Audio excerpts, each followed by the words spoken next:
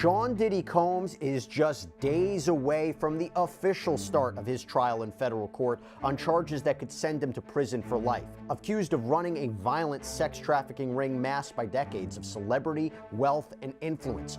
Opening statements begin Monday, and I'm going to chat with our very own Law and Crime reporter Elizabeth Millner, who is in that courtroom today where apparently the jury is still being selected.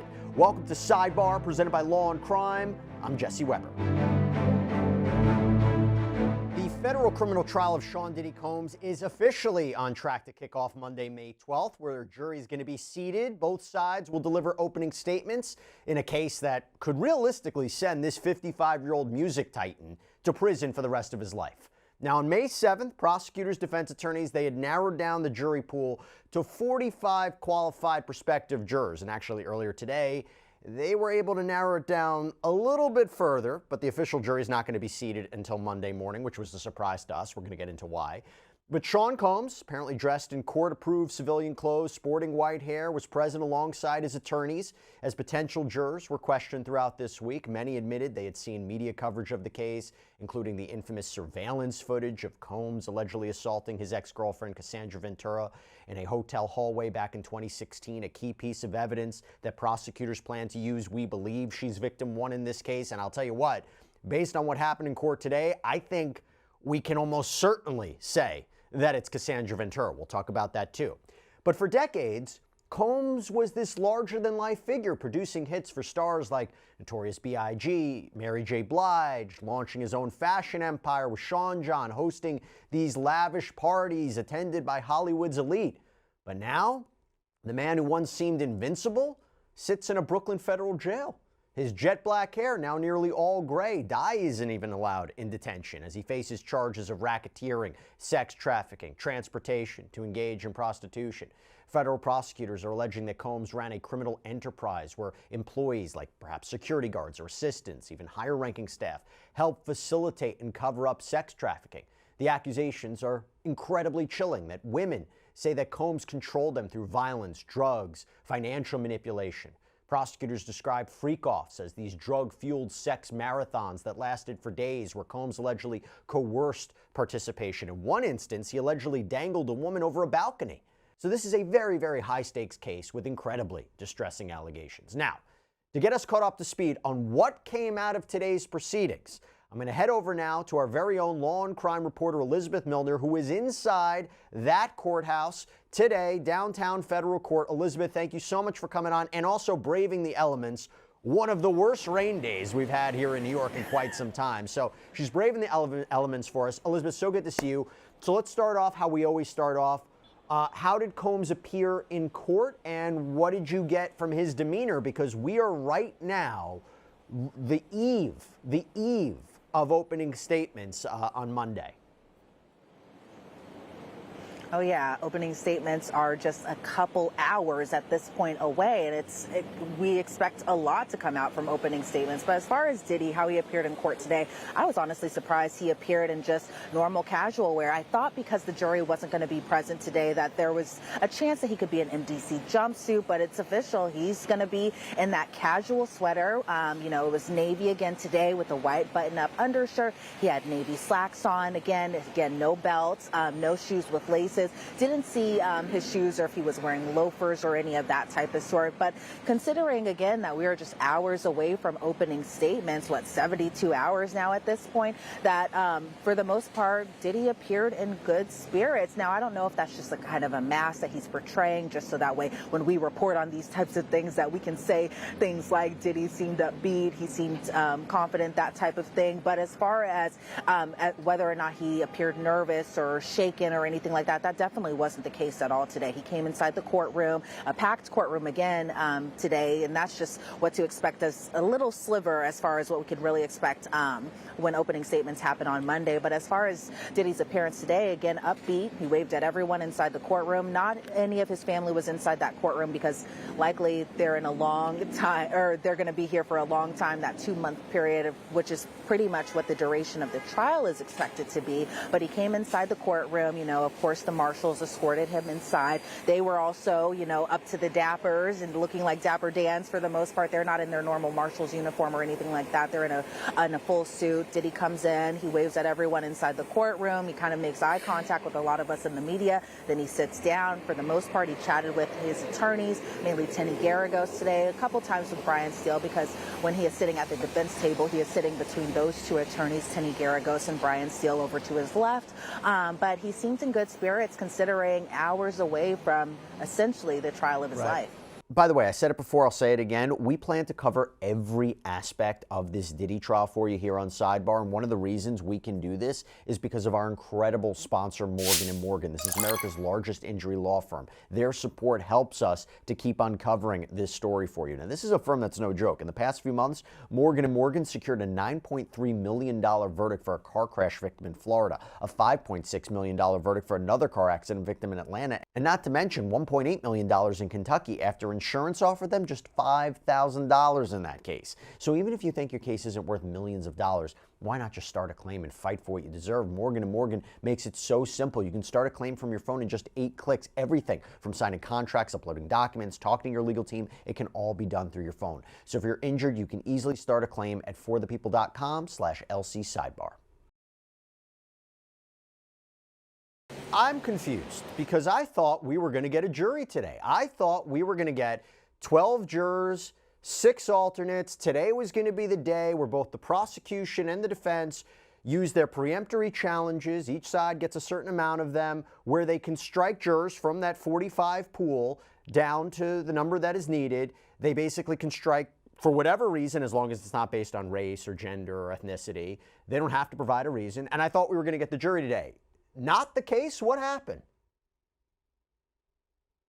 Oh, not the case at all. And I did not wake up at 4 o'clock this morning for them not to have a jury today. But yet I am here this afternoon. So for the most part, we did get some type of jury updates, and that being that 2 were actually struck for cause, that being number 295 as well as number 146. As far as 295 goes, the jury department received an email in these last few hours, and they wanted to strike her for cause, or this person for cause, excuse me, because they expressed issues, you know, about personal well-being. The defense pretty much has kind of summarized it that this prospective juror, non-prospective juror at this point, just didn't want to be on the case. Now, as far as number 146, let me clarify that, they had an actual open lawsuit with the city of New York. And, you know, when we're talking about those sequestered questions that came out of Monday or in just the duration of this week during jury selection, some of these questions include, do you have any civil matters that are pending? Do you have any criminal matters that you have been or done with in the past? And according to what was said in court today, that this person didn't have yes on any of those types of answers. And so obviously after doing some digging, it was found that this person has a pending lawsuit with the city of New York. That person didn't disclose that when they were brought in for questioning this week. And so the judge did say that, you know, we're going to strike this person for cause, and that was approved. Now, the defense kind of had an issue with that because it kind of bled into a little bit about number 131, but the judge said that those two issues weren't the same. So the question, when it came to prospective juror number 131, the defense wanted them to strike them similar to the previous juror as well, too, but that didn't happen because as far as this person, number 131, the question was just about the engagement with law enforcement. Now, this prospective juror worked in a legal aid office 20 years ago, and she was just an office manager. So the judge didn't find enough cause for them to strike that particular juror. So as far as when we came inside that courtroom today, we all thought that they were going to dwindle that number down from now 43 to what was supposed to be 18. So that's going to be 12 regular jurors and 6 alternates. But then the judge even mentioned possibly having 3 extra ones just in case through the weekend, because again, we were thinking that this was going to happen today on a Friday, that through the weekend, some of them might trickle down. Some of them might, you know, come to the conclusion over the weekend that they may not serve, or they may not want to serve on this jury. And so they ended up, you know, being like, look, we can get this done on Monday. We can get this done relatively quickly on Monday. Now, the government objected about that. They were completely opposed to it. They said that they want to begin this case as quickly as possible. And even us in the media, we thought when we come Monday morning, we thought we were just going to listen to jury instructions and opening statements were going to get underway. So now when we come in on Monday, because now these 43 jurors have to come in at 8:30 on Monday, and then they will be asked the questions. People will be struck more and more and more and more down until we can get those, again, 12 regular jurors, those 6 alternates. So essentially from the government's point of view, that they were strongly opposed to doing this process on Monday. There were concerns if jurors needed to be heard, that it could possibly cause this type of domino effect. And prosecutor Maureen Comey, she said that this process could take a long time, and the defense, they were pretty confident that this process could take about 20 minutes. Now, why we couldn't get through this 20 minutes today as opposed to Monday, that's a question for them. But it seems like from both sides that they were under the understanding that this would all get done by essentially 9:30, take a little break, then they would come back, swear in the jury, do jury instructions, then openings would begin, and then possibly we could see a witness even testify on Monday. Now, I don't know how that'll change given that this process has been delayed just a little bit from Friday to now Monday, but apparently, according to both sides, that they can get this process done in less than half an hour, then on to swearing them in, and then on to jury instructions, then openings, which I think is something that a lot of people are looking forward to seeing. A lot of people are looking forward to seeing it, to maybe just get a little bit more clarity about the prosecution's case, because so much, as we talked about already, has been under seal, has been redacted. We'll definitely now get a sense of what is this racketeering case? Who potentially are these victims? And let's get into that, or these alleged victims, because I understand there was a lot of discussion about victim 1 in this case. Victim 1, who plays a key role in arguably the whole case, but there's a sex trafficking charge dedicated to her, the racketeering charge she's a part of, the transportation to engage in prostitution charge is related to her. Now, talk to us about what the discussions were regarding victim 1, and would I be fair to say, Elizabeth, that we learned a little bit more information about victim 1 today, where we might really feel confident to say this is, in fact, Cassandra Ventura? Well, what I can tell you about Jesse is that, obviously we are presuming that victim 1 is to be Cassandra Ventura Fine, that is AKA Cassie. I will say that I can confirm that I did see her attorney, Douglas Wigder, inside that courtroom today, just kind of eyeing all the proceedings and that type of sort. But, victim 1 was brought up in court many times today. For example, the government was talking about an exhibit, and this particular exhibit was a photograph between victim 1 and another witness pretty much embracing. Now, this photo, according to the government, was taken on May 19th of 2005. This is when victim 1 was living in New York City, and this photo with victim 1 and also another witness testifying in this case kind of plays into their relationship and that source. Now, Now, as far as the government says, they said this photo is not prejudicial. It does have probative value, and the judge essentially was questioning, like, what does this photo really kind of establish? And so as far as the government's answer to that, they say that it establishes what victim 1's life was prior to her relationship with the defendant obviously being Sean Diddy Combs. Now, the defense says it has lower probative value. The defense also says that it shows victim 1 being super young, so it could come off very prejudicial. The government says that, victim 1 will end up testifying that she had met Combs about 6 months after this photo was taken. Again, this photo was taken in May 19th of 2005 when she was just 19 years old, before she signed with Diddy's label. And this is very important. Why? Because we know that Cassandra Ventura used to be one of the signees or one of the singers signed to Bad Boy Records. And so, it kind of paints this picture a little bit more. Just that we can kind of possibly presume, again, even though we already have been, that this alleged victim is Cassie Ventura Fine, I should say, but pretty much that the judge ruled not to exclude the photo. So this photo will be admitted into evidence. Now, victim 1 was also brought up by a kind of a defense argument, and this argument was a little surprising to me because, for the most part, it seems that the defense at some kind of aspects and points of this case have kind of been trying to paint this picture that Combs, in a way, he lives an alternative lifestyle. This is just, these are consensual relationships between, his former girlfriends and these escorts that are a part of, these freak-offs that the government is painting kind of his discretions about. But as far as how this has to do with victim one is that the defense is pretty much going to tell these jurors essentially that there was mutual physical violence, domestic violence between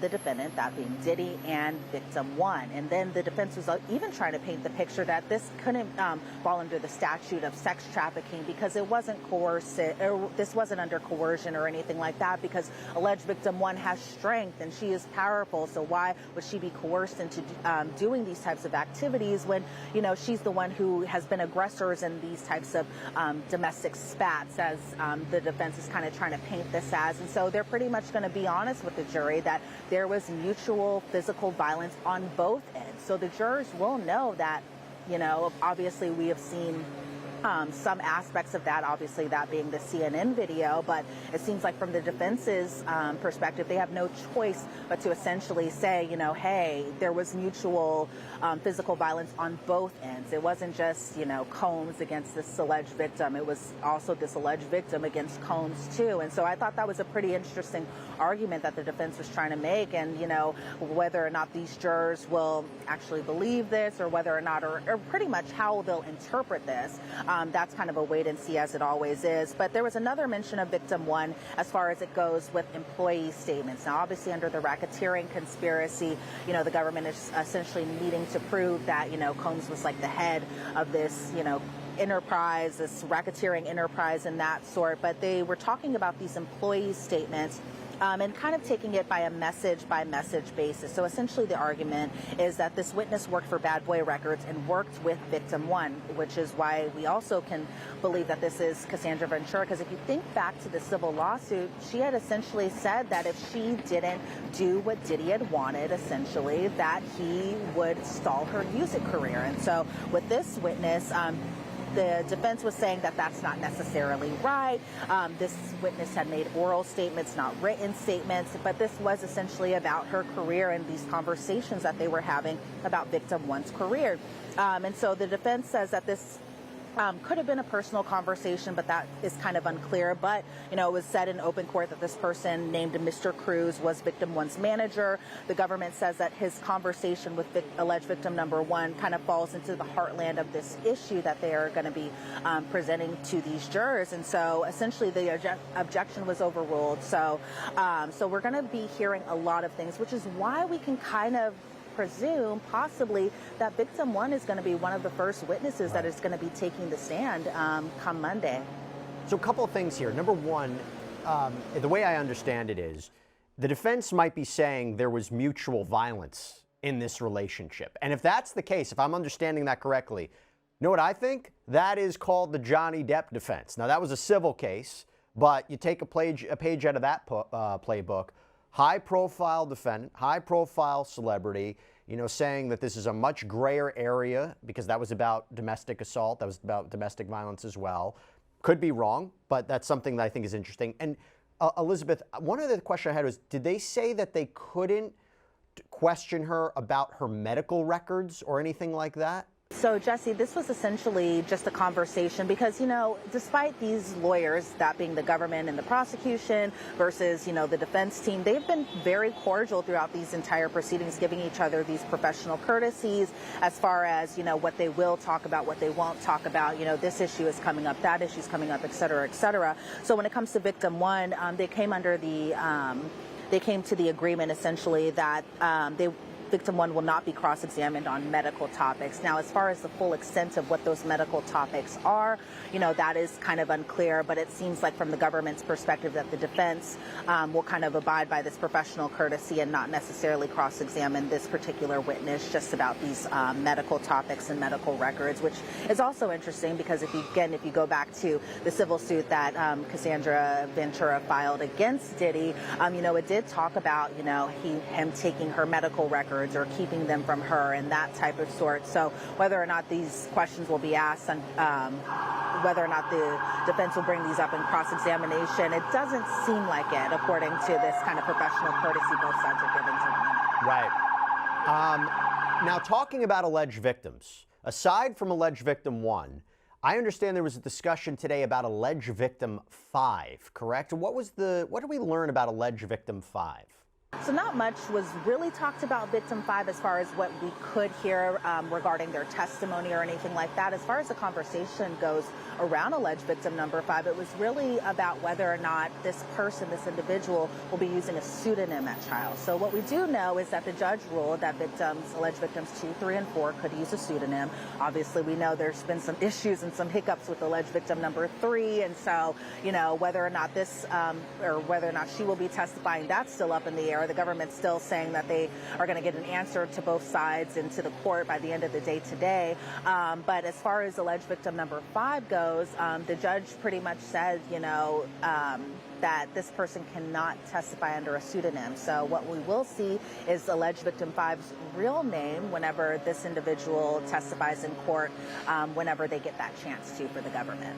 And any idea about who that might be? Because one of the questions that I believe also Lisa Bloom, who represents Dawn Richard, who had her own separate lawsuit against Sean Combs, I've wondered whether or not she's going to be a witness in some capacity in this trial. So, but any idea who victim 5 might be? Maybe you don't. Maybe you don't. I mean, I can't definitively say in the same way that we can feel fairly confident that victim 1 is Cassandra Ventura. Any idea who victim 5 is? No idea, but I do expect, Dawn Richard to possibly testify in some type of capacity during this trial. I mean, Lisa Bloom wasn't in the courtroom today, but we do know that one of her legal reps or somebody who works with her at the office, her law office, was inside that courtroom today. So it could possibly be, and of course I put possibly very big an emphasis there because, we just really don't know. But as far as Dawn Richard goes, I feel like she could also possibly play a huge key role in this case as well too, because even if you go back to her civil lawsuit against Diddy, who she had worked with for a number of years, all the way from Danity Kane to Dirty Money, she had said that she had witnessed in her suit that she had witnessed these physical violence and just more from what was happening behind closed doors while Diddy was in a relationship with Cassie. And then obviously with Dawn Richard, she also, had alleged that Diddy had kept her trapped inside the back of a car for 2 hours. She had to call her dad. It was a whole thing according to these allegations that were mapped out in her suit. But I expect that she definitely will play a role in some capacity when it comes to this trial. Now, whether or not she's alleged victim 5, that's unclear, but I guess we'll see what happens when this trial comes. So many twists and turns with it. And let's preview a little bit for next week and for the continuing 8 weeks of this trial. First, about Diddy's legal team. For those who don't know, who comprises Diddy's legal team? And also, if you can, Elizabeth, I know there's a lot of controversy regarding a lawyer who may not necessarily be on Diddy's legal team, but may be there in some capacity. So talk us through who is on Diddy's legal team and the issue with one of Diddy's legal friends, shall I say. Legal friends, putting it a little, pretty loosely there, Jesse. And of course, that being, Mark Garagos. We know that Mark Garagos, as far as we're recording this right now, isn't officially a part of Diddy's defense team. But, he has known Diddy for a number of years. His daughter, Tenny, is on the defense team. So she is actually one of the retained attorneys that are going to be inside that courtroom every single day, and has been on this case since September when Diddy was first indicted and also arrested as well too. But as far as Mark Garagos, he has been a kind of a controversial figure a little bit since these pretrial things have been kind of going on, and that is the sense that he had made these comments on his podcast with TMZ, pretty much referring to the prosecution as a six-pack of white women, and those were his words, definitely not mine. And that was something that the judge took pretty seriously when he had said that. That to me was an interesting thing for Mark Garagos to say in the first place, because after Anthony Rico quit and before Xavier Donaldson and Nicole Westmoreland were on the case, Diddy's defense team looked kind of similar to the prosecution there as far as in terms of diversity. So I don't know why he kind of had made that that statement in the first place, but the judge admonished him for that, calling his comments essentially like he can't say those types of comments. He can't say those types of things. It kind of violates the rules that we have here at New York as far as defendants playing some type of role in capacity inside the case and making these types of comments to the media and that type of sort. But as far as who was in the courtroom today, it was the standard Mark Agnifilo, Tinny Garagos, it was Xavier Donaldson, who, by the way, I just want to give a public apology to because I believe I've been calling him Xavier Thompson this entire time, but I just want to clarify that it is Xavier Donaldson. We had Brian Steele inside that courtroom. A lot of people are familiar with Brian Steele. He used to represent Young Thug. Alexandra Shapiro, Jason Driscoll, Nicole Westmoreland was also in that courtroom today. One defense attorney that I did particularly notice was absent today was Anna Maria Estevao. She wasn't in the courtroom today. Maybe it was for a reasons, therefore probably reasons unknown to me at this point. Right. But as far as the 1, 2, 3, 4, 5, 6, 7, 8 defense attorneys that Diddy has hired to represent him on his team, I think 7 out of 8 all showing up is pretty good odds to me. When they say a high-powered defense team, that's exactly what it is. I pulled up exactly a little bit of the exchange, though, between Judge Arun Subramanian and Mark Garagos. Subramanian saying, I think this is ridiculous. I think referring to the prosecution in this case as a six-pack of white women is outrageous. This would not be tolerated in any court from any lawyer anywhere across the nation. Added, you have one more listener for your podcast, because that's where apparently Garagos had made the comment. And Garagos quipped back, as long as you subscribe, I'm all for it. Now, talking about the prosecutors, who are the prosecutors in this case, Elizabeth? Well, so who do we know that's going to be on the prosecution? Obviously, we know that the head prosecutor, who is going to be pretty much the face that these jurors are going to see a lot when it comes to the government side of this case, is going to be Maureen Comey. Obviously, she has a famous father who had previously served, in an official capacity as well, too. It's kind of funny because, James Comey, Maureen Comey, and then you have Tinny Garagos, Mark Garagos. It's like Nepo baby lawyers inside that courtroom for this trial. And I just say that kind of jokingly. But as far as the other attorneys go, we have Mary Christine Slavic, who's going to be there, as well as other attorneys like Mitzi Steiner, as well as Olga Zarovich as well, too. Some other attorneys that are going to be prosecuting this case as well. But as far as Maureen Comey goes, it seems like she is going to be the lead prosecutor, kind of taking the helm as far as the government's case. She likely will be the one who will be delivering opening statements on Monday as well, too. And so those are just some of the lists. I think I forgot Emily Johnson as well, too, but those are just some of the prosecuting attorneys that are going to be trying this case. And before I let you go, Elizabeth, because I want to get you out of the rain, quick preview of what we can expect from openings on Monday, where each side lays out this case. If you can just predict what we might hear, what do you think the structure of this case is going to be for the prosecution and the defense? Well, definitely the prosecution is going to paint this as, Diddy had allegedly sex trafficked these victims. He used his power, he used his money, he used other members of the Combs enterprise, as they call it, to kind of help facilitate and continue doing these types of acts for decades. I mean, the superseding indictment kind of lays out decades worth of allegations. They're going to hammer on about the racketeering conspiracy, that being, the Combs enterprise, again, as they call it. They're going to be talking about transportation to engage in prostitution, that being the Mann Act. They'll probably talk about, how at some capacity it wasn't just Diddy hiring these escorts or anything like that. It was other members of his team that are going to be hiring people essentially for their time, whether that time was for sex or whether that time was for time.